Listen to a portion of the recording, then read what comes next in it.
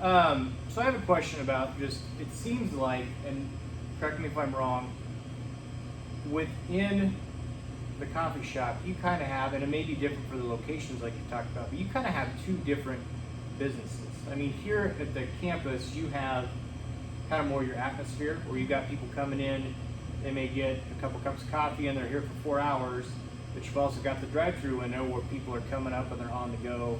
And so you kind of have two different, I don't know what the right word for it is, but you kind of have two different business models that you have to maybe follow when you're running a coffee shop, because you got people that want it fast and they want it on the go, but you also have to provide an atmosphere that people feel comfortable and welcome.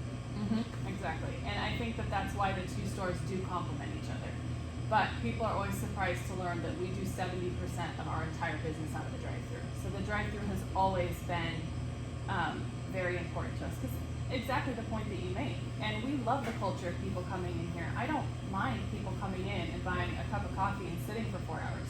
I think part of the reason why people like to go to coffee shops is because there's an atmosphere of study and conversation. And I often joke that coffee shops are like the new churches, because as the world has changed, a coffee shop is a place where no matter what your economic background, whether you're rich or poor, you can congregate and you can discuss ideas. You can have a Bible study or a political conversation or take a class, and it's a place where everybody should feel welcome.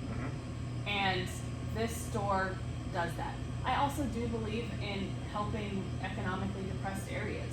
So there's a part of me that's really proud of being in this location, because I would love to see the beauty of Baristas expand around, and I've seen that. The caliber of neighbors that we've brought in, the kind of business owners, the additions that we've made to the outside of our building. I would like to continue to grow those things in the community. Sure. We noticed the same thing when we went to 2nd Avenue. Like we mentioned, that property was empty for 5 years, and it was kind of an eyesore.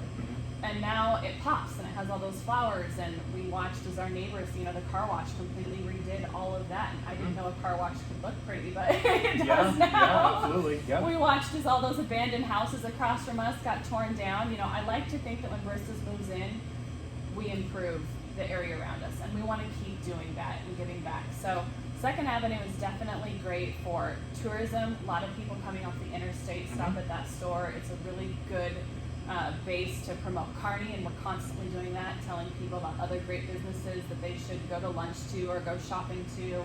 And then we want to see that property continue to develop into a beautiful outdoor space. So we do have some pretty significant plans to elaborate upon that location and make it something that I think is still missing in Kearney, Nebraska, sadly, since we lost our downtown.